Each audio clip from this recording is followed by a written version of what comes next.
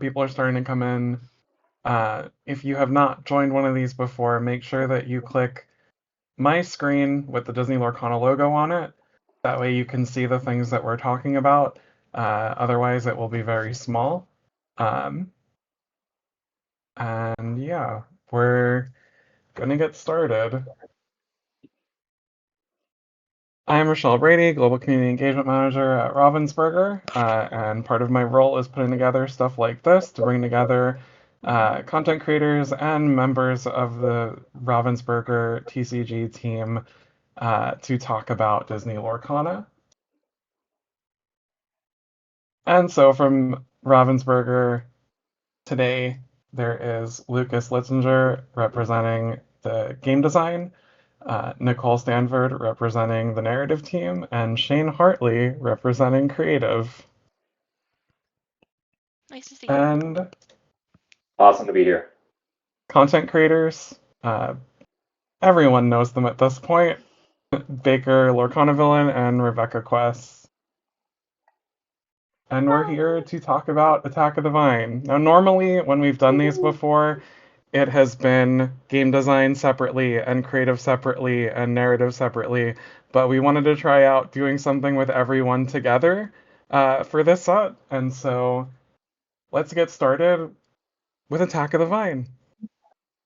It definitely makes sense. It definitely makes sense. I'm going to need you to say that again. Otherwise, Greg Tito's going to be very Oh, that's annoyed. right. I You didn't need the say it exclamation right. point. Greg Exclamation Tito point. is furious somewhere right now in a meeting. His ears are burning. You're going to have to repeat the name of this one, Richelle. I'll say it correctly. Attack of the Vine! There we go. Nice. So we are putting a space after There you the go. attack. Confirmed. Yeah. So yeah, Attack of the Vine has an action card here. We That's so saw this cool. with Winter Spell, right? But here is another one. If you guys, we can't promise to always do a set name card, but we like to do a set name card when we can, and it worked out for this one. And it really kind of ties into one of the themes of the set, which is Floodborn. Floodborns, yeah. Yes. Like all your Floodborns better, resist +2, and really scary effect here. Challenge ready characters. Yikes. and then That this is is one of also the rarest abilities in the game for a reason. this is also the key art of the Yeah, set. yeah. And I love that. I was a big fan of the fact that we got an epic stitch in Winterspell, which was the some of the marketing art. So great to see you be able to incorporate this again. Yeah, I think it's a shame when we have such amazing art. All the cards, of course, are amazing art, but we have such amazing art, especially for like the set. And then it's like if you don't actually get to collect it in the same way that you get to collect other ones, that's a little bit sad. So when we can put it in other places, like on cards or on epics, we want to take the opportunity to do so. Agreed, especially when this is the story within this arc is one of the first times we get to see the antagonist not being a character. It's not Ursula, it's not Jafar, it's the Vine, and getting to explore that further is really exciting within the card especially. How is that from a storytelling perspective? Because that is very different from like the last couple big bads that we've had. We had Jafar, before that there was Ursula, but to have the antagonist being not only not like an evil presence, it's just like you said before, it's just doing what it wants to do, which is grow, but also it's a it's living, but it's not a glimmer. Yes. It's been really exciting to explore Lorcana and get to discover more of what this incredible area can provide. Getting to showcase that a vine, like you said, it's not a glimmer. It doesn't have the emotions and things like that or motivations that a lot of some of our glimmers will have.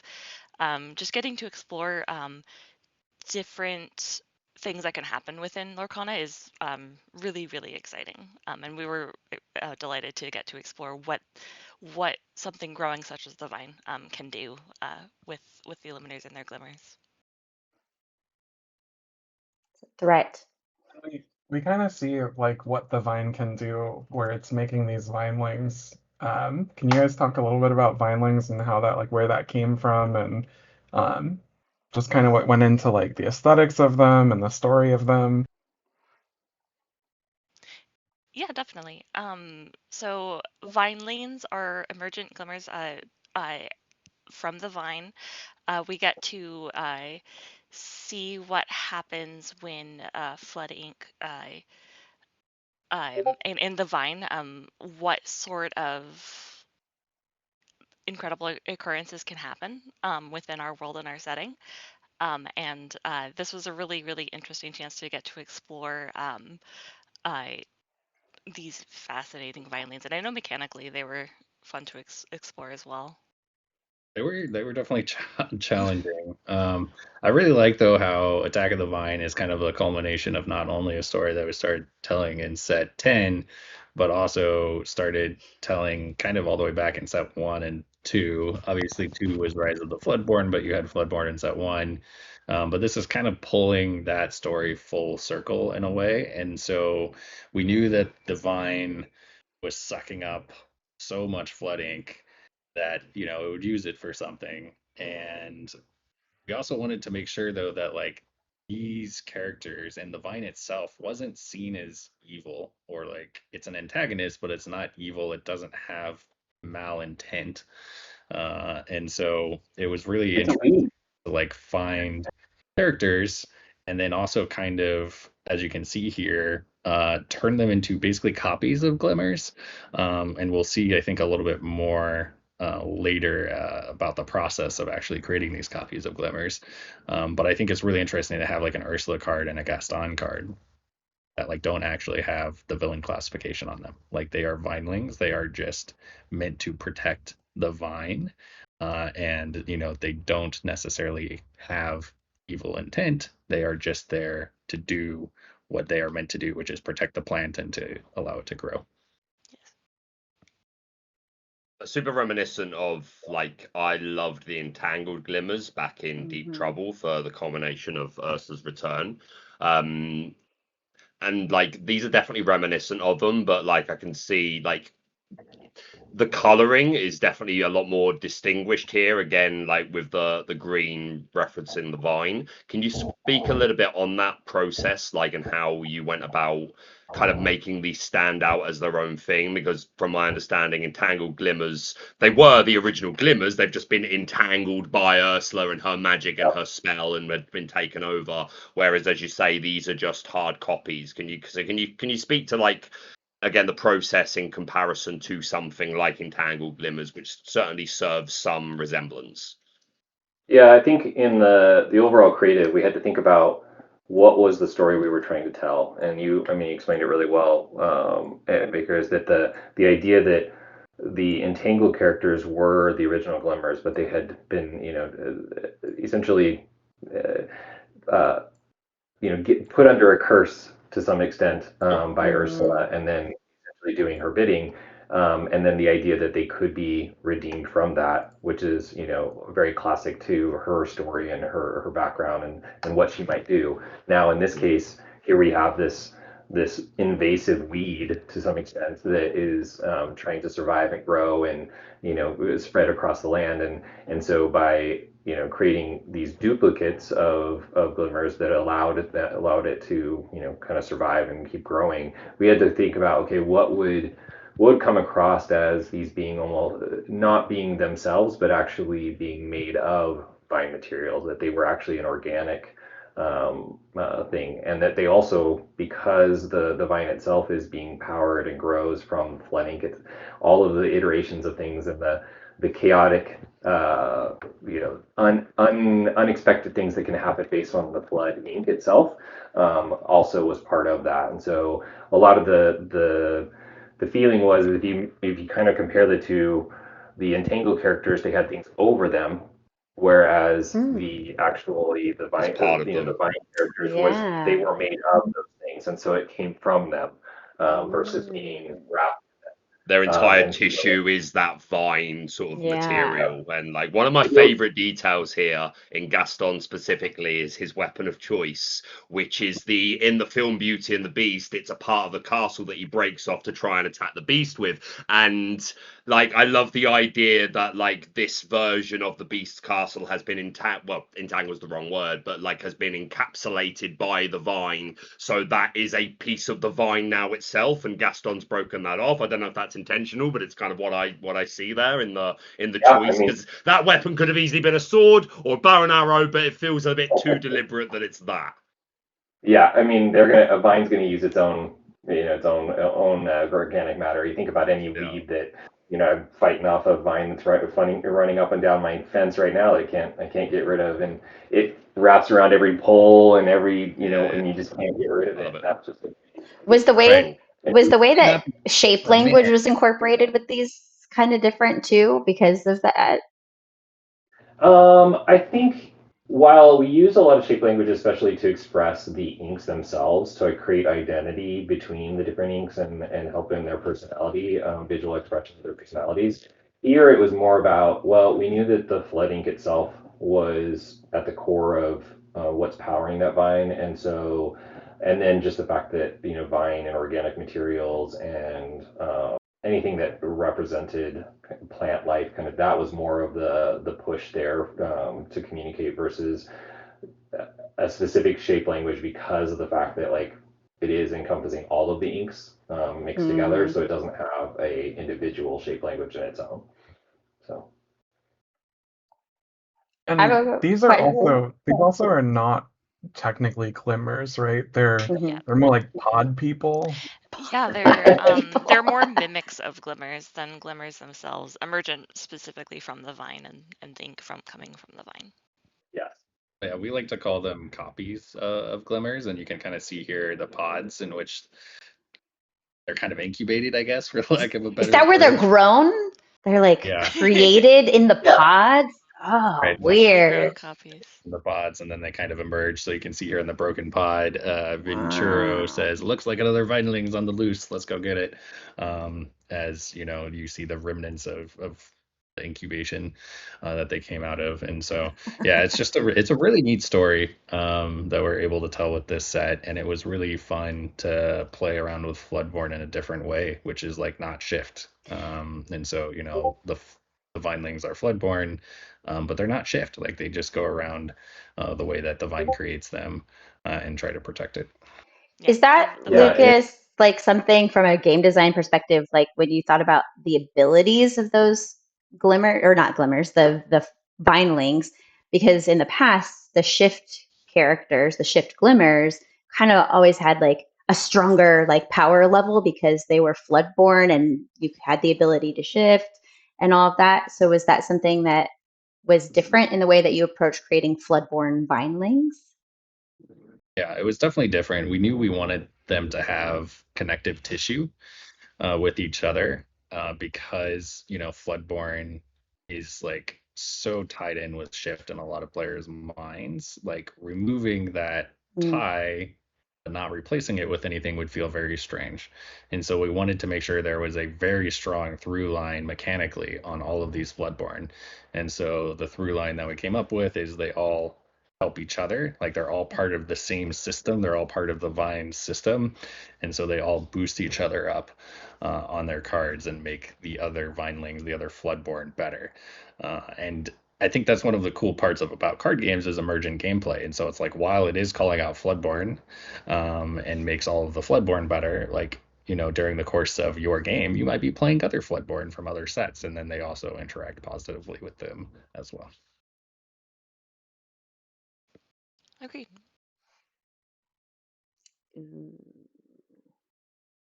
Fine entrance. Also, Richelle, are we spoiling any new cards? Are any of these new? It's so hard to keep up during spoilers. So Attack of the Vine was new. The pods were new. This is also new. Yeah, this is new. We're new. Wow. Okay, this is new too. Okay, so here's some exciting new cards that you're hopefully seeing for the first time. It's kind of like the Seven Dwarfs Mine a little bit with the ability. So the first time a Floodborn character moves there, you can deal 1 damage. That's really cool art on this. Who is that Who is Yeah, that? there's like these characters here that everyone's been wanting to see and talk about. Yes. Hannah, right? Yes, they Oh, have. yeah.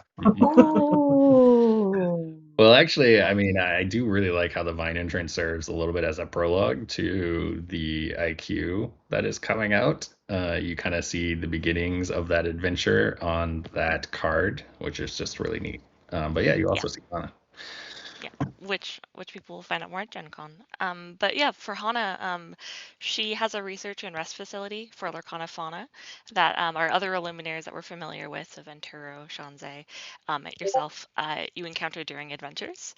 Many Lorcana folks within the land will come to her for help on their quests, and it's no surprise that when a fellow Illuminaire and their Glimmer companions are dealing with this giant vine that our fauna expert Hana, rhyme unintended, uh, Hana. is stepping in to help everyone else out. So she's not a part of our core three, but that is because we're branching out and getting to meet other fantastic Lorcana characters. Do we know her inks? Have we said yet? I'm guessing Sapphire Steel. I have, So it's Sapphire Amber. yeah, Sapphire Okay. Amber. That's Sapphire and correct. Yeah. amber. Okay. Yes, if we look, when in the vine entrance and such, you'll notice her incredible planned living outfit will bear a lot of blues Oh, and the and yellow, I see. yellows. Yeah. Yeah, Yeah, that's cool. Yeah, we We should get need more a Hana. nice like video on her. He has a yeah, really cool she's really cool. I love her costume, so but much. It was such an awesome touch to kind of introduce her in Whispers in the Well with like these little like flavor text touches where like whenever it was about like plants and things like that, we were learning a little bit more about Hana. And Yeah. so now it's like Nicole said, like the Illumineers are going to Hana for help because they heard about her back with Whispers in the Well, Mm-hmm. and they're dealing with this plant, right? So it was a Yeah, the nice flavor tease that text like about people Hana's maybe didn't Emporium. expect was Yeah. foreshadowing. I think the Lorcana community always loves that, right? Like, look how long we've been like, again, I've changed the subject slightly, but like, look how long we've been fixated on that Hades that came out like over a year ago of like, he's up to something, and now we recently got told about Into the Ink Dark where he's front and center again. But like, I think that's really cool. Anytime you can sow a seed that's going to be paid off later is super cool. Us narrative designers, similar to Hana herself, love sowing seeds. Of course, I think we're grateful. We love it I think too. we're so glad that you do. Something that you'll notice with the from set 11 to now, we've had a very linear story of Elsa freezing set 11, adventure to the roots in set 12, and now here in set 13 getting to defeat the vine. We've mentioned in previous main stages, we love non-linear narrative to where we can sow some seeds and reapproach them later. Hana is a great example of that, and it's something that we'll continue to do within future sets, especially Awesome. within future sets as well. Love it. Also, I want to say absorbing bloom is card draw and steal. Yes. Yes. I love any time I see card draw and steal. And even Hana's shocked. She's like, "How does it do that? How does it do that?" We're all shocked. And so Hana is going to head in Oh, to the vine Oh. and get to the source of the vine.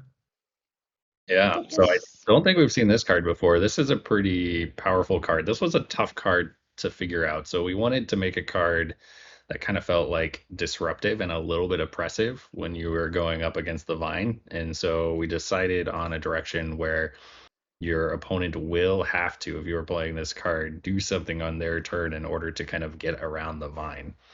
And so we came up with the Siphon ability. Whenever an opposing character quests, you gain 1 lore unless their player pays 1. So it's something they have to do, but technically, if they don't do it, like it doesn't hurt them. It just helps you grow even faster toward victory.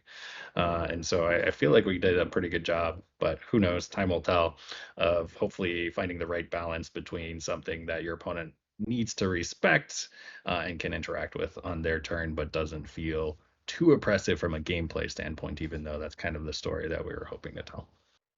That is very cool. Aggro decks, watch out. Nicole, do you want to dive into the like what is the source of the vine? Yeah, that was a That's gonna question I be my had. question. Are we gonna? Because this Baker's is been like we don't wondering. really have an origin. Like again, you just talked through the beats, like Whispers in the Well, the discovery of the Inkwell Caverns, and the discovery of ghosts and whispers, and like again little semblances of the vine, and then Winter Spell, Elsa freezing it, etc., etc. You've been through it all, but we don't really have a definitive starting birthing point. Is that on purpose? Are you keeping things from us? Tell me your secrets. Sorry. Well, maybe we gotta ask Rebekah and Baker, like, what is that right there? Can you It guess looks what like a that is? Yeah, can story you guess what star it in the is? It looks like a middle. story star. It looks like a story Okay. star. All right, good. Interesting. Yes. The vine. I one of the fascinating things about Lorcana, especially as we're learning more and more about what our space entails, is the power of story stars. Story stars are a big mystery for Luminaries and Glimmers as they're adventuring. Just like what does this power hold?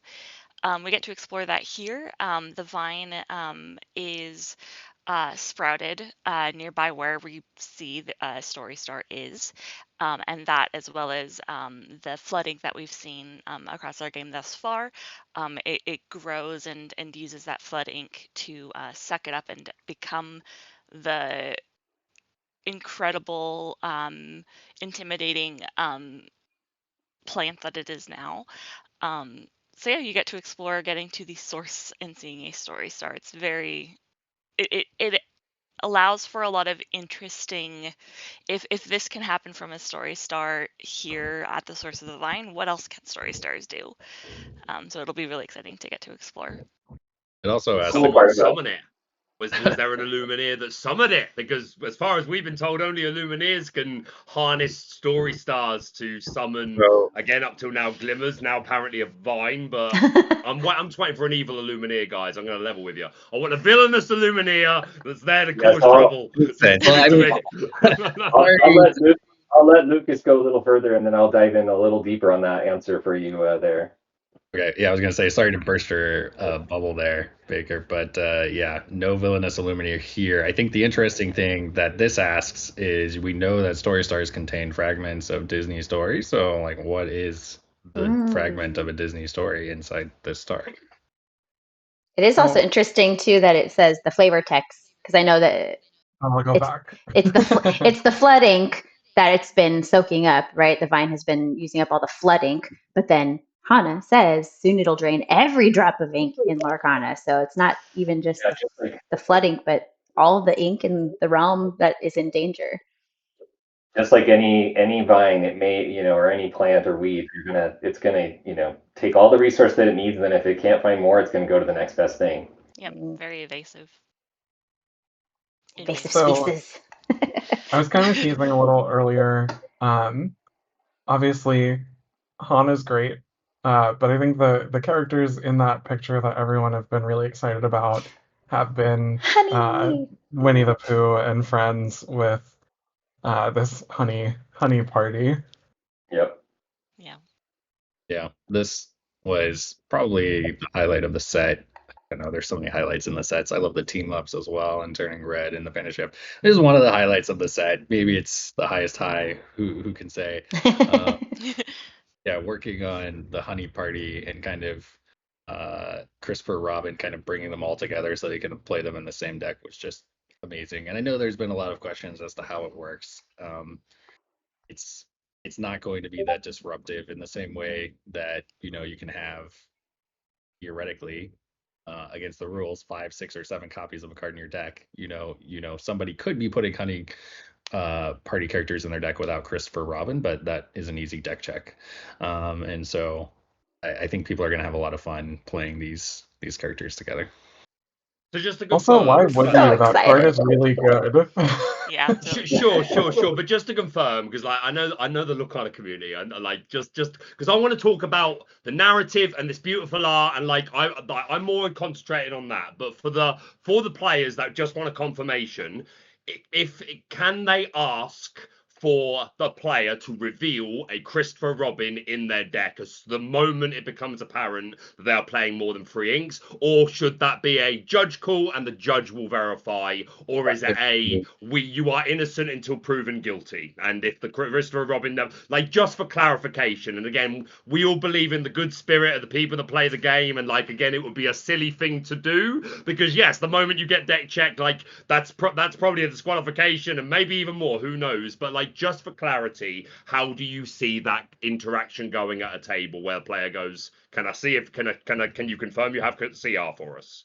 Right. I mean, I think in general, like a lot of tournaments and a lot of, play with other people should generally assume good intent to start until, kind of proven Yes. otherwise or suspected otherwise. So in this case, I think if you see a deck with a lot of honey characters, I would assume, and I think most players should assume, Yes. there's a Christopher Robin in the deck. It's a powerful card. It's actually generally bad for you not to put him in your deck. Right. Because you get to Yes. your honey characters when you play them. So I would assume that there's a Christopher Robin. Now, you're getting toward the end and you're like, man, I haven't seen a Christopher Robin. Like, we're getting really low here. I would say, yeah, feel free to call a judge if you are concerned about the legality of your opponent's deck. But I think in most cases, it's going to be a pretty minor issue. And you're already incentivized to put at least one of him in your deck. And we made him dueling for a reason, so that you know that all of the cards in the deck that are playing these honey characters need to be these 2 ink types as well. There you go.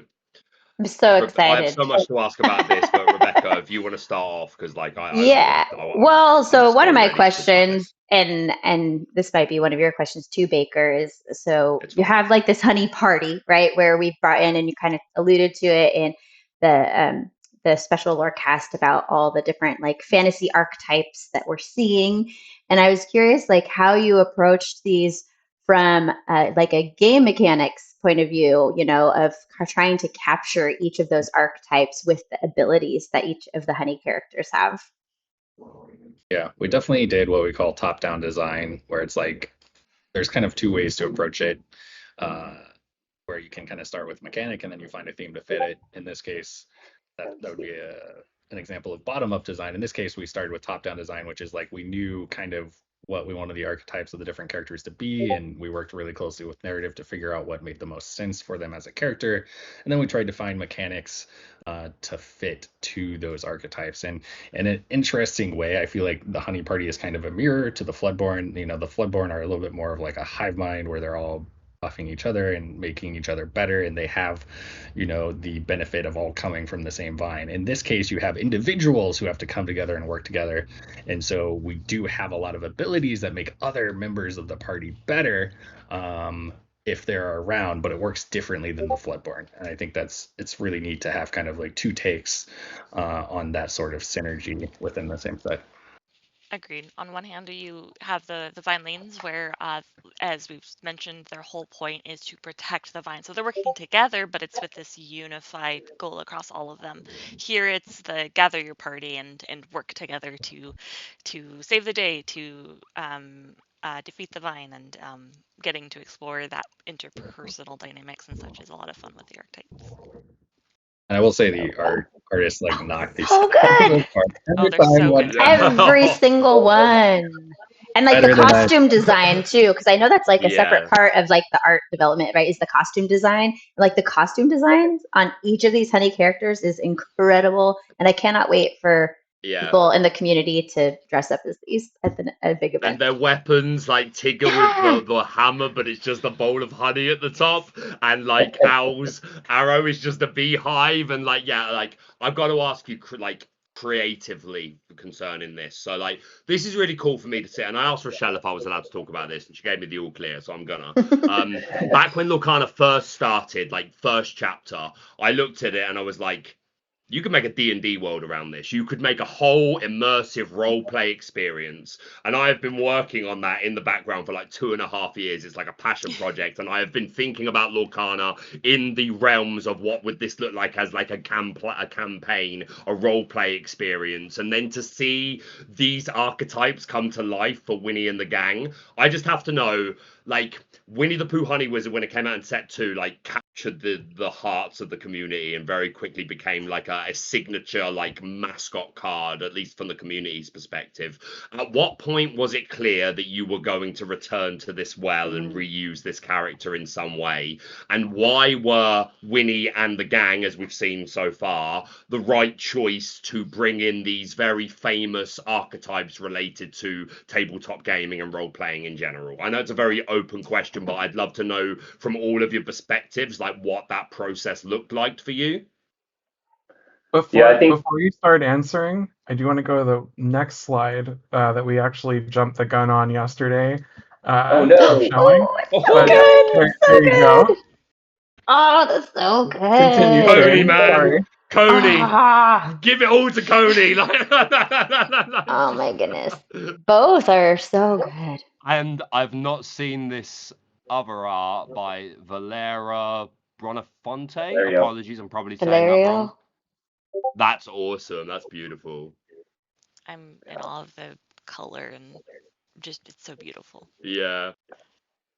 At the core, like everything we do, we look at it's Disney first always, and we think about who are the characters, what are the attributes of those characters that really touch the hearts of, the fan base, and like why are these characters important to us? And so we start usually there. And then, the beauty of Lorcana is being able to bring in something that is unexpected, but then also feels natural. And it's like, well, why not? Like, of course, he's going to be a honey wizard, and like you think about who he is, and like, I remember the first card, he has kind of that, he's almost like in a meditative state, and that like the John Lauren doing an amazing job of being able to show the swirling honey behind him, and it has this just magical quality. But you look at it and you're like, I've never seen Winnie the Pooh like this before, but at the same time it feels natural and right. Yes. I think that's why it works so well.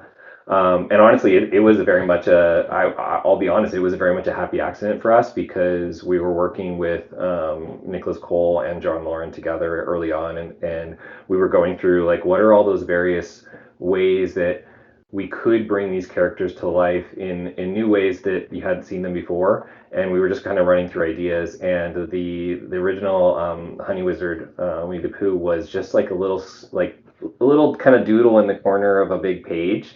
And we all went, whoa, what's that? And then John Lauren, definitely he was like, I want to make this into a card, and then it became a thing. And I remember early days, even Steve asked me, he's like, dude, you made that card too good, because it was a comic. And I was like, hey, every rarity needs a good piece of art. We need it across everything. It can't always be at the top. And so, and then when we were thinking about going back to like the idea of a party, this adventuring party, and going on this idea, it's like it's already built into the basis of Lorcana that every character takes on this role, and what are the roles that that they could take on, with the abilities of the ink infused into them.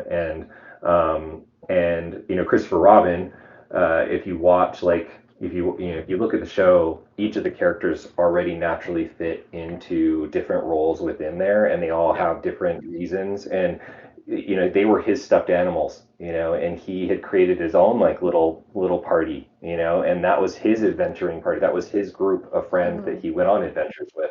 So it naturally just fit already into that structure. And so we were just taking that one step level further. And if you even look at the design of the costumes, and how they came to be, they are made to look like, these are the Christopher Robin's stuffed animals, and everything that they have were actually handmade by Christopher Robin himself. And so if you look at it, you can see the visible stitching. It could look like, oh, a child might fold this together, or they might grab pieces of items and things. And so everything in its core goes back to the original story of Winnie the Pooh and what feels right for them. It didn't make sense for us to, have like really complex details or things that look non-handmade. And so that's why that wholesomeness and just unique feeling to their costumes that feels so natural to them as characters. So yeah, it was really exciting to be able to do that. And I'll make a clarification to you there. All glimmers are unique to themselves. So this is not the Honey Wizard. This is a unique Oh, glimmer that yeah, has been yeah. created. So all glimmers Honey are mage. unique. Yep. Or the honey archmage, or what's the name? The one that was revealed before. Archmage. On the Lorecast was the Honey Archmage. Archmage. Yep. Yeah. Archmage, there we go. Yeah. No, of course. But again, just that being the first inspiration of like, okay, this concept of Winnie the Pooh as a wizard, a magical being, like it's such a cool well to draw back out of. But yeah, I love these guys so much, and it's such a great theme for an IQ. Again, don't get me wrong, Yeah. I obviously love a villain being your main protagonist, but I do think it's cool to switch it up, and this is such a nice way to progress the IQ product as well. So yeah, basically smashed it is the point. Also, we imagine that the idea that like an Illuminator, probably saw, Honey Wizard, or maybe he or she cast, or they cast the original one, and then was like, wait, can I do Wait a this minute. again? Okay, how do I push this further? And be able to, make another one that is even, even more cool. So. I hadn't noticed this detail at first, but I love the little vinelings creatures that are in the honey bubbles that they've like captured Yeah, we in got the to talk honey. about them. Yeah. That's so cool. And we're going to talk about them when the time is right, by the way. That's on the list. Also, just to confirm how this card works. So because it's a dual ink amethyst sapphire, Winnie the Pooh and Piglet do quest for 2 on their own, correct?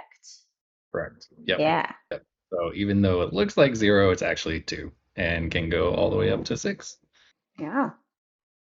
So But yeah, I will say that based on, Shane brought it up, like from a design standpoint, we felt like Honey Wizard just took off so, understandably so much that we really kind of wanted to get a mulligan on that one and try it again. And so we were just waiting for the opportunity to really kind of go back to that well and actually give it some abilities this time and kind of build more of a strategy around it so that people could actually play it and feel good about playing it. Not that it's bad, but I wouldn't say it's, setting the world on fire either from a gameplay standpoint.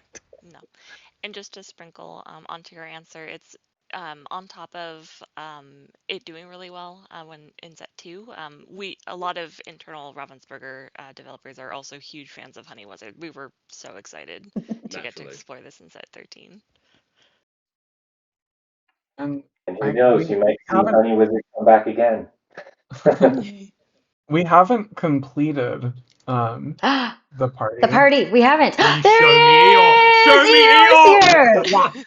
Yes, He's the wasn't honey wondering about scholar. Eeyore. And the honey druid? Oh my goodness. Lumpy. I know folks are excited for Eeyore. I am a huge fan of Lumpy since childhood, so I am so excited for Lumpy to be part of the honey party. Lumpy's super cute. It was really fun when we decided, like, we don't have enough characters. We need more than just kind of the core group. And so we were able to come up with roles for Lumpy and Gopher and kind of expand the party even more. I'll tell you, the 6/5 evasive Lumpy in Winterspell was a sealed menace. That Yes, card was so true. Destructive. Anyway, these are super cool. Whenever this character quests a honey, oh wow, that's cool. That's fun. It's like Alice, right? So +1 lore and gains ward. I like how Tigger's in the background there on the Eeyore card. I do love the flavor text of the Eeyore. It's okay. I'll be fine. Like, people kind of applying all their extra. Poor guy. Also, some of the chat pointed this out, but Lumpy is also like playable outside of the honey archetype. So yeah, it's good with the honey characters, but it also like they stand on their own. Mm-hmm. That's true. Well, Lumpy's not too far removed from Bell, Accomplished Mystic, right? Yeah. It's just a 3/6 stat line, and yeah, I like it. And again, just anything with the honey character classification as well. Like, there are already cards that care about that, like the staff. So just anything, again, beyond the obvious of, hey, Christopher Robin lets you play all these different inks, there are also other cards that are going to work specifically well with this classification. So it's cool to have that. Is that all of the honey 100 Acre Wood party? Yeah, is that the adventure party complete? I think the party is complete. I think it's complete. Love it. Complete for now. And then, And Oh, here's like any that for adventuring a short party. rest or a long rest. Yep. their honey Any adventuring party campsite. needs their campsite. There you go. Honey characters get +1 lore while here. Oh, and What then a all your set. characters will get extra willpower. Nice. With the Yeah, big Chris, you're welcome giant to vine in some the good stories background. with the campfire. to have the campsite before you go out on your adventure, or maybe after you Of come back from your course. adventure, before and after. That's super All fun. Love right. it. So this, each set has had for the enchanted and iconic cards its own style. And we're gonna lean on Shane entirely for this section because we're gonna talk about Cinemayhem. Oh, they're so good. This Belle and Beast card, they're both gorgeous, but like Beauty and the Beast, that's one that was on a lot growing up. So this is just stunning. I remember getting Yeah, these in the office, some of our first test prints to just make sure everything was dialed in just right. And I just, it's one of those moments where you just like, you see it on screen and you work with it for a while. And then once you get it in your hands, it's like, oh my gosh. I can't I don't wait to think see these in I'm on a person. limb. Yeah, I was gonna Yeah. say I don't think Yeah. I'm going on a limb here, but these do look better in person than they do. They Yes. always do. Like that is as Yeah. good as they look, just digital. The digital versions. There's no comparison for seeing one up close. And yeah, I think this is really cool. Like the whole Attack of the Vine playing back to old school movie theme, and that's so well represented there. I'm so ready for you to talk me through the process. So I think it goes. I have a Go ahead, question Rebecca. Yeah. before you jump into like specifically like the Cinemayhem, which I want to hear all about, but just in general, like how does your team arrive at a specific art style, for the set? Like I would love to hear about that process too. Yeah, it all starts with our early narrative, right? Where we think about, and Nicole and team are definitely are the leads on this, and the idea of like, okay, what is our overall theme that we're starting with, and then we build the story off of that theme, and then from there, we pull in, okay, what are the characters that we're gonna pull in? What are the kind of unexpected things that we're going to be pulling into this theme? What are the expected things that, of course, people are going to want to see in a theme like this? And so from there, we look at, okay, based on once we've got that kind of built out, and we get a framework of a story kind of pulled together on this. The art team then also goes and says, okay, well, based on this theme, what are those aesthetics that would pull off of that?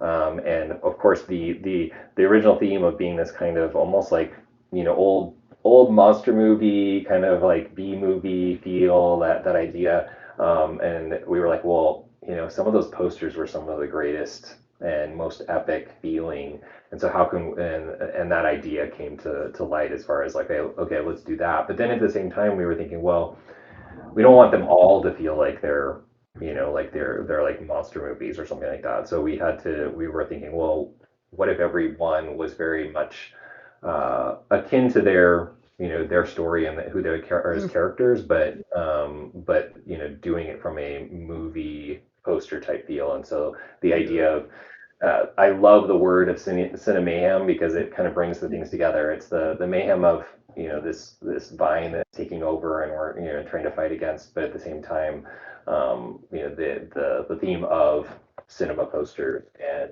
that very epic feeling and storytelling aspect. So, The turning red so I one think is so good. The turning red yeah, one might be one of my favorites that I've seen so far. yeah, and that was the other thing too is we let each of even though it still feels Lorcana, we chose artists that we felt like could bring their own unique take on it, and allowed them to pull inspiration from across the what you would say are iconic movie poster feels. So there isn't like one, I guess, one poster style that we picked that would go across that was for all of them. It was very much like, okay, what are those thematic looking posters, or what are those ways that we've seen posters over the years, and then allowing the artist to kind of build off of that.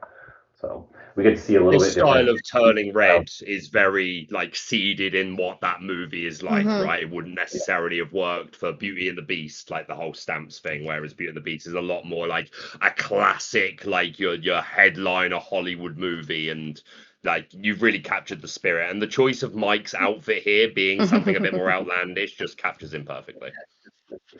Yeah, every time we do a costume, we think about what would be true to that character. Like, what would they be wearing? How would they, put it together? What would feel natural? I always think about. I make the comment a lot where I say, well, if Tigger was on the moon, Tigger would still bounce, but now he's going to bounce higher and he's going to love it. It doesn't matter where he is. He's bouncing is always his thing. And so the same thing here. It's like if we put these characters in a new environment, in a new situation, they're still going to be who they are originally, but then just like how would they take on that new scenario? I think when we first had the two iconics that were shown, so that was like the first time that the community was introduced to this style. Like I heard a lot of people in the community talking about Drew Struzan, which was not a name that I had heard of before, but somebody who I guess is really known for their cinematic posters. But it is interesting because it sounds like maybe there was some inspiration there, but also from other cinematic posters throughout the ages, and yeah, finding ones that really captured each of the glimmers and the stories that are being told, like through Monsters Inc. versus Turning Red, and which style works for them. Yeah, Drew is definitely. I mean, you can't get away. He was, iconic for movie posters for so long, and then inspired many other artists. I mean, if you look at any of the Stranger Things or any of the other type, very big. They're all inspired, from some of his original work. Star Wars and Indiana Jones and such. And myself as well. I did, some work where I was, working. I got to meet Drew Struzan one year at a party one time. It was pretty funny, and I met cool. Freddy Krueger, the actor for Freddy Krueger, at the same time. It was really fun. But yeah, just definitely. I mean, he's iconic for movie posters. So there's definitely some elements there, but I wouldn't say he was like a main one. It was very much across all classic movie poster type styles. The iconic Belle and Beast. The bit that gets me is the Gaston in red on Belle's dress with like that bit just really like satisfying. That dramatic lighting that Yeah, it's stunning, and the castle in the background, and that's if you look they're both beautiful, but that one just really speaks to me. You see the vine like wrapping around the castle. The castle, yeah. Well, like we were talking about earlier, again, like with the reference to the Vineling Gaston. So there you go, full circle. So one other thing. Sorry. I was just going to say there was another aspect that was really important for us. It was, we wanted to make sure that these could stand on their own and tell their own stories and be beautiful on their own, but because they are part of, Attack of the Vine. Attack of the Vine! The Vine. Are those? That it still was like, in there. Some cards are a little more strong than others, but others it was more of a hint. Yeah. Are those little vineling creatures on the Lilo and Stitch too? I don't think I had noticed that before. Are we ready to talk about the vineling creatures, guys? Are we ready to ask some tough questions? I'm just going to say it once. Rochelle's like, we need to move on. These creatures look like they are very lacking in heart. I'm just going to say it. That's how I'm going to say it. Oh my God. No. Can you hit him on mute? Yeah. All right, Baker, it's been nice having you here. We had a good run. We had a good run. So one other thing, vine sprouts. Sorry to burst your bubble again. They are vine sprouts. Vine sprouts. Vine sprouts. Vine created fauna, flora and fauna together. They're super cool though, the designs. Like, can you speak about the process of creating these? I think this one was we had to marry the difference. Like, we never want anything to feel too scary or too it's like the idea of like we want there to be a sense of danger, but there's also a sense of hope, and there's also like we always kind of build in a little bit of whimsy. And so the idea that we didn't, in the same way that the vine itself doesn't have like a villainous intent or a morality in that respect, that the vinelings themselves, they have almost like a little bit of a humorous feel to them. There's a chubby one, but they're also a little bit mischievous in that way. And so the idea that yes, they're something you have to like battle against and defeat, but they're not in the same way. They don't have that villainous intent, and so it was really we had to play with Mischievous. the balance. Yeah. Mischievous Ba- is the right probably the right word there, Agree. and Baker described it well earlier. Sorry to interrupt you, Shane. yeah, go for it. Baker described it well earlier of as much as he loves villainous glimmers and such, a chance to get to see something such as the Vine. The Lorcana is such a big space. We're continuing to get to see more and more explore. See, you mentioned Shane always having a touch of whimsy. What sort of adventures can we see? There's so much. It's massive, and we're just at the beginning. 13 Attack of the Vine is set 13. There's so much to see. The Vine is our antagonist, but it's not bad. It's not villainous. These But your Vinelings are villain, not. yeah. Yeah, exactly. It just is. There's the source of the story star. There's flooding that it's being fed and growing. But there's no malice, there's no ill intent, there's no ulterior motives. It just is. And getting to explore that within the Vine Lanes was, and them being copies of Glimmers and Emergent, was such an interesting um, element of our world to explore, as well as getting to see Illuminaires and their Glimmers encounter these emergent glimmers, these copies from the Vine, and how they would feel about that, and how they would process that, and how they would take it down. Because while it doesn't have any ill intent, it is, as we mentioned, a weed. It is still invasive, and thus we must put a stop to it. Those vine sprouts would make really good little squishies, and like have them in different shapes and put them like in blind boxes where there's like 6 different vine sprout squishies that you could get. Just saying. You're just playing to my little collectible heart there. Like I love a good blind box. I love yeah, little yeah. But again, they match the theming of like again going back to like the the honey rescue and like that whole leaning into fantasy genres. A lot of these creatures do remind me of kind of like pixies, and like we use the word mischievous to describe them, and like kind of like they have drawn inspiration from elements of storytelling that match the aesthetic and the theming for this 100-acre wood crew essentially. So it's super cool. But yeah, I had to like I just wanted to put that to bed more than anything. Guys, they are like Okay. I'm assuming Baker, you are unbanned. Yes. So one thing also when we talk about the artwork in a set that we've liked to point out on these main stages is what to look out for when people ask about miscuts during the set. Oh my They're not god. miscut. This is We don't want fun. everybody to get ducked in this set, so here you go. Yzma and Cusco. Kind of behind the menu. Yeah. Yeah. Is that Cusco? Question mark? Hmm. He's a I do picky love customer.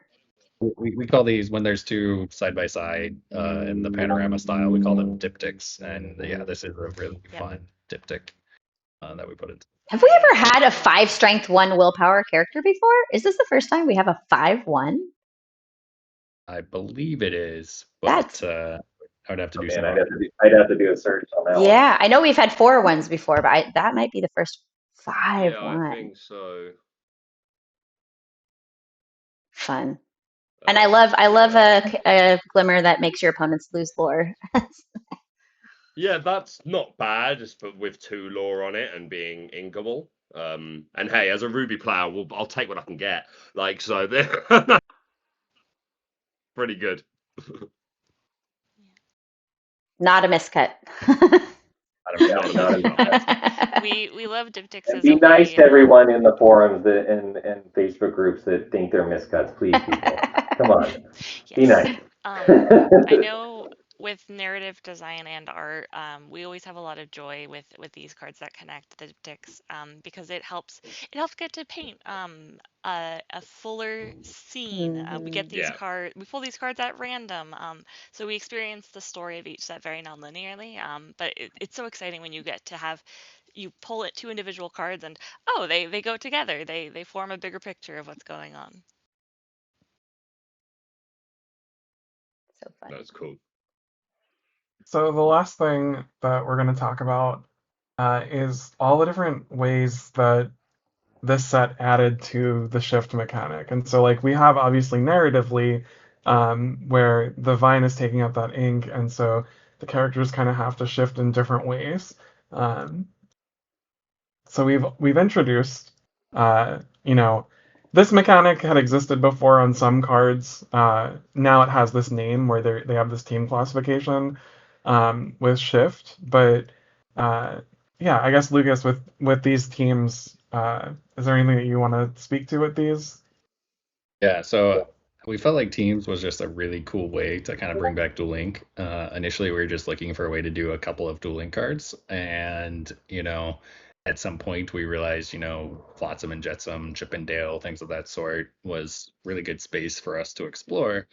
But we hadn't really done it with two different ink colors, and so that kind of sprouted into something larger, and we decided to do an entire dueling cycle of what we call team up shifts, where you have, an ink character in a character in one ink and a character in another ink, and then you bring them together for the team up card. And so it was just really fun to come up with a list of characters, and then also we tried to make them, tie into either previous themes that you might have seen, or create new ones. So like Rapunzel and Flynn kind of create a new deck archetype within this set.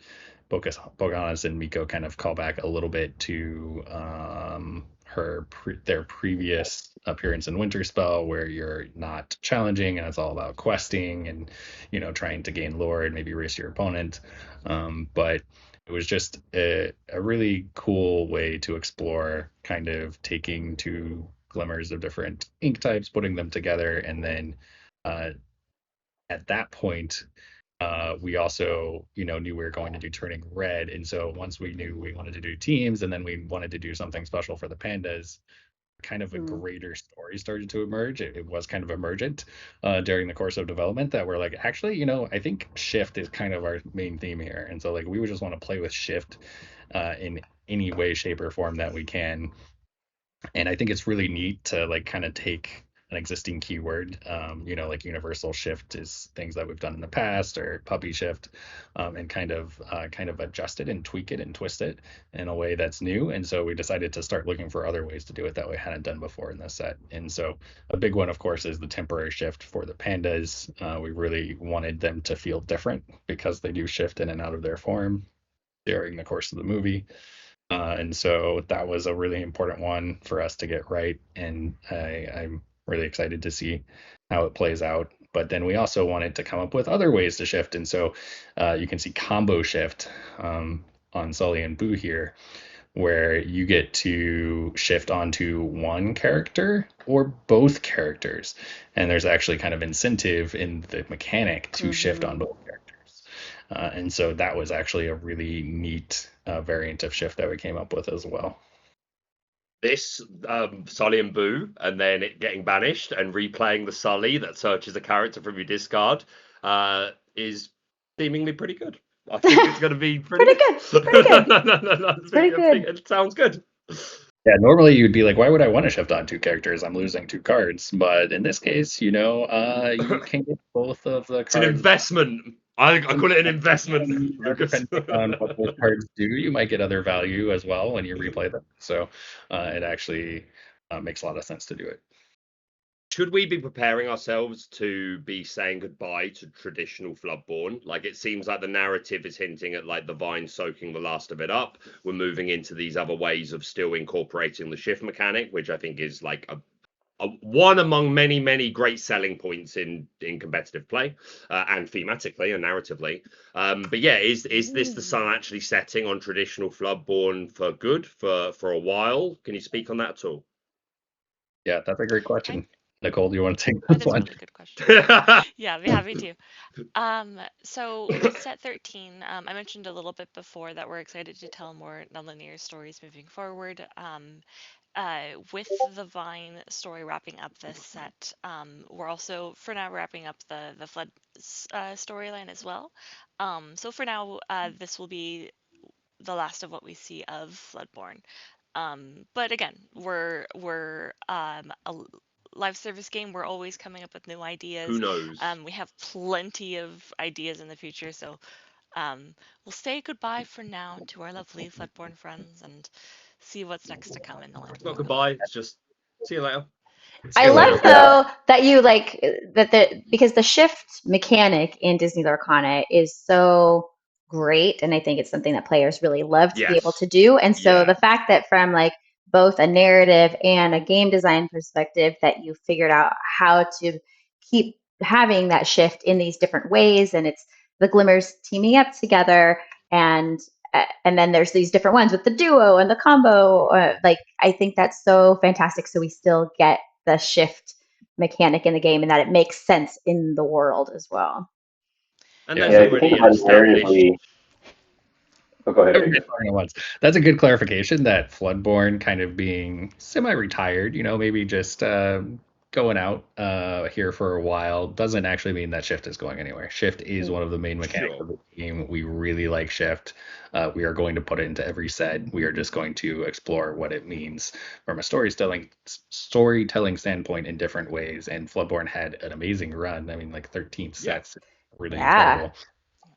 And it doesn't mean that you won't still see Floodborne characters pop up because they're still around. Yeah. Like they're still there. Just new They- Floodborne right now are not being created because the vines sucked up all of the flooding. Yeah, it's a good clarification Exactly. in that like the Floodborns, I mean, like they won't cease to exist, the ones that have already been created, and now it's now that the Floodborn ink will have been used up and depleted, we won't have a new way of creating new ones in that respect. And so yeah, it's a good run for sure. Like the fact that the flood started all the way back in set two, and the idea that like that it had been creating Floodborne along the way, and popping up throughout the Inklands and creating them in different ways. And now, this is kind of the end of that. That's a long arc. A long arc. And you set the precedent a long time ago for like different ways of shifting anyway, like Diablo having to discard a card. There's an Arna that can shift if you fulfilled a condition. So like that's been there for a long while anyway. The idea of like, hey, this won't always look exactly the same. But yeah, again, I'm glad to see that the shift mechanic is continuing, even if the coat of paint isn't necessarily traditional Floodborne. And I'm sure in the future, like most of these are duos and combos, etc. But I'm sure in the future there'll be other ways for a character to shift into another singular character. And again, we don't need all the answers now, right? It's great to get a glimpse, but that's a question for down the line. But just I think the community are glad that shifting is something that's being maintained.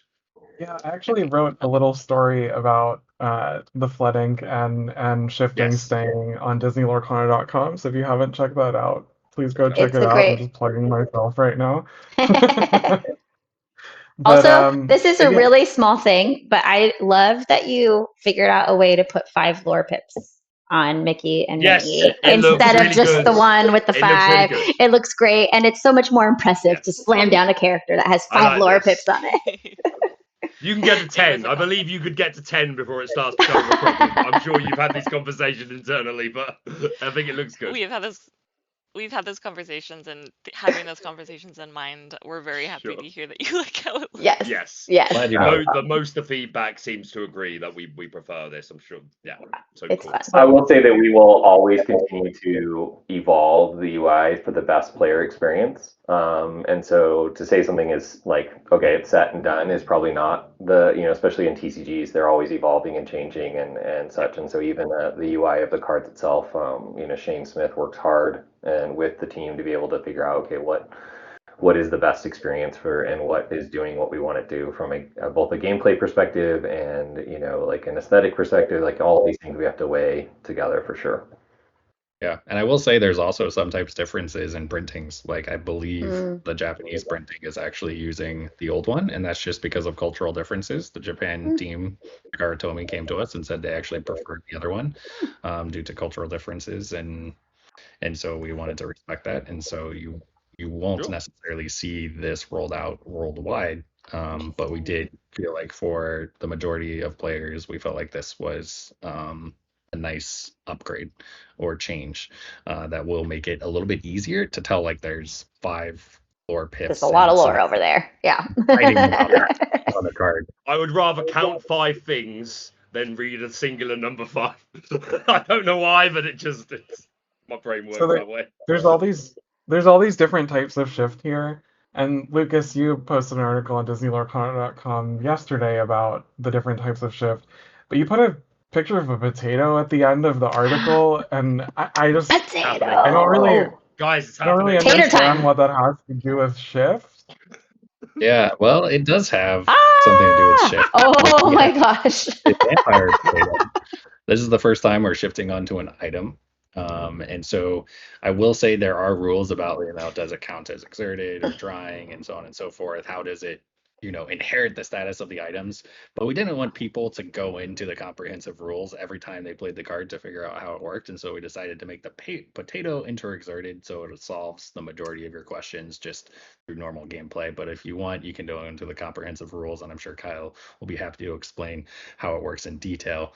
But yeah, the potato is kind of, again, the deep cut card. I think I was talking at the very beginning as people were coming in that we like to put some deep cuts in sets. So like Space Cows was kind of my and Darkwing Duck, man, such a good show for coming up with some crazy cards that you don't expect. But Space Cows was kind of my pitch for 11 as far as a deep cut card, and then the potato was for 13. And I will say, I don't always expect these to get through, but everybody was game all along the way, and so it was really exciting to see it actually make it out into the world and to see the response that it's gotten.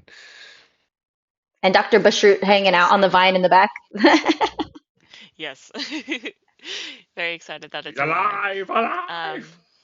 This card is so cool, getting to explore the item shift and potato shift in this case. I love all forms of potato. Posy intimidates me quite a bit. I do love that it is specifically called potato shift. That's just Yes. fantastic. And hey, this is also the set with Monsters Inc. in it. This a monster. That's a monster. Maybe there's some monster. Yeah. Maybe there's some monster classification shenanigans that we can pull off. We can only wonder. We can only wonder. She is scary though, man. But yeah, the community have all in made the potato their new mascot. So if you didn't know, now you know. They stand potato. And so there's one more team to talk about with Dash and Violet here. The game design around these though specifically are really interesting. Yeah, so I feel like this is like just one of the most like classic, like easy to understand team up stories that we can tell is that Dash has an ability, Violet has an ability, and then you can also shift them kind of onto themselves, and you get an upgraded version where it's like they have that ability plus something else, which is really cool. But that's not the end, because then you can also team them up and combo shift them together, and they still have those. And so you can really see the through lines of the characters. Like obviously for gameplay reasons, we don't always want to tell that story that cleanly, but in this case, we really felt like it would be cool to kind of have that kind of tiered version of you have the ability on the base card, and then you upgrade it, and then you can also kind of team them up, and you get another payoff at that point.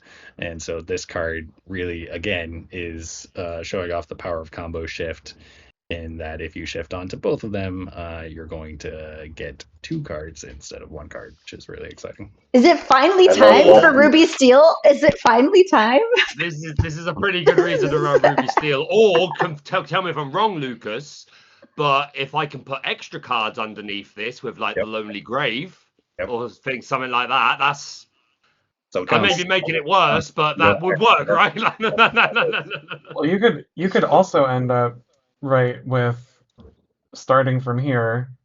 Oh yeah, shifting, Yeah, and then exactly. you can have 4 cards underneath. There you go. Oh. A shift character that isn't Floodborn. It's just a hero super Dreamborn. Oh my goodness. There you go. You can absolutely do that. I love the storytelling of that too, of the, not just game mechanically, but also the story of the glimmers. Going, this is so fun. Yeah, that's draw fun. That was core to the how we looked at shift as well. Was we look at shift as not just a mechanic, but how are we telling the story of what's happening. We look at all of our mechanics that way. Really, it's like, and how do we visually tell the story of what's happening so that it's more intuitive to play. It's like theater of the mind, being able to imagine what's happening, and the idea that shift would work with, for example, superheroes that have secret identities and be able to change into those identities. It works really nicely. I agree completely. It's a beautiful way to get to progress the story. You're shifting the character. You're advancing what's going on. Narratively, we love that as a tool to work with the game design of how to tell each of the glimmers stories within the set. Yeah, but I will say Super. combo shift, so much fun.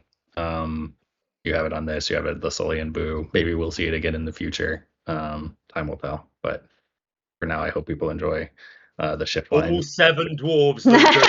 All 7 dwarves combo shift. That's not a bad idea. And if one is ready and one is exerted, what happens? No royalties for that, Baker. Right? So if Dash is ready and Violet's exerted and you combo shift, what happens? Sadly, you kind of get the worst version. Okay, so then because it inherits both, and then in the same way that like can't question. like exerted beats ready. Got it. You know, drying beats dry, and so on and so forth. Got it.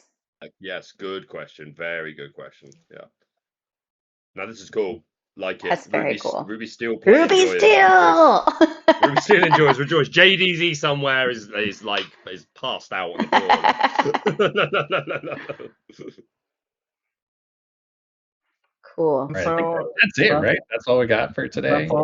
That's all we got. Thanks everyone for joining.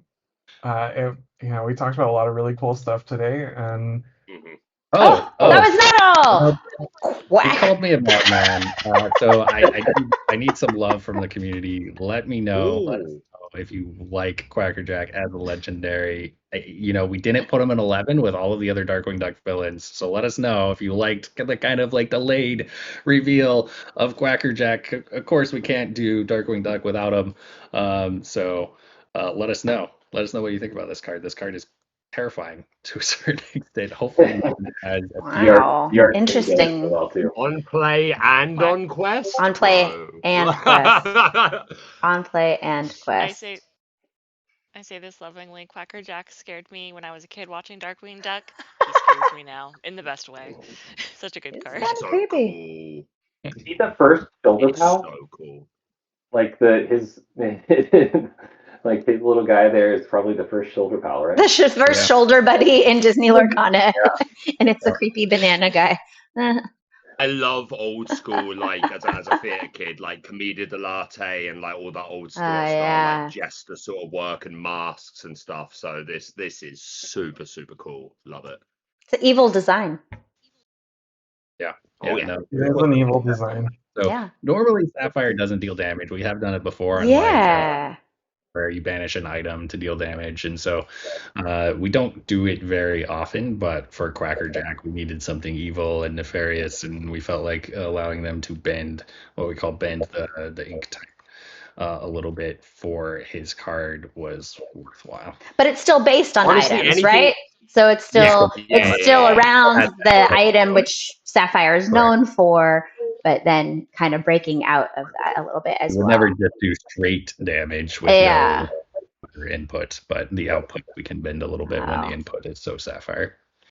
And honestly, I can see a world where this sees play just for the fact that it mills 4. Like there are already other cards that care about being in the discard or care about you having a certain amount of things in the discard. So I could see this is good for item decks, but I could see a world where you don't even play items and you just play this for the mill out that you can get. Like 4 on quest and on play and quest is pretty significant when it comes to the ability to mill yourself that much. So this is very cool. I love the teeth like biting through the vine. Yeah. So funny. Yeah, and I think that is another interesting part of when you have a story like this is that, even the villains of Lorcana are going to be put Ooh. out this vine that is sucking up all the flood ink, and so it's a really cool. Well, that's established as well in Palace Heist. No, it's in the Reign of Jafar set, but like it shows Namari trying to steal the crown back from Jafar. So there's already an instance of villains teaming up with the heroes, quote unquote, for the greater good of Lorcana as a whole. So that's super cool. We got So a that sapphire that toy maker is back. That everything now was that we have. But yeah, thanks everyone for joining. Attack of the Vine pre-release is July 17th. You can go to tcg.ravensburgerplay.com to find a pre-release event near you. And yeah, thanks to Rebekah and Baker. I guess, Rebekah, Thank where you. can people find you? You can find me everywhere on social media at Rebekah Quests, mostly over on Instagram and YouTube as well. Tell your friends I'm going to put this up, a recording, so if you missed the live, then you can watch the playback on YouTube. Thanks for doing that. And Baker? On X or YouTube at Lorcana Villain, or over on Instagram at Baker Villain. And thank you so much for having me. It was so cool to So fun. I know Rebekah as well has done a few of these in the past, and it's always cool to do them individually. But this one, getting to hear all of your perspectives about the same set of cards and subjects and topics, I thought was really, really cool. So thank you all for doing it. Yeah, And yeah, thanks to each member of the team that joined. Is there anything that you guys would like to say before we wrap up? Attack of the Vine! Attack of the Vine! Attack of the Vine. So we'll have a weekly Lorecast tomorrow where we'll reveal some of the epic cards that haven't been revealed yet. And yeah, you'll be seeing more of the enchanted card reveals over the next couple days. So I hope everyone's excited, and thanks everyone for joining. That's it for today. Thanks everyone. Thank you. Thanks, guys. Thank you so much.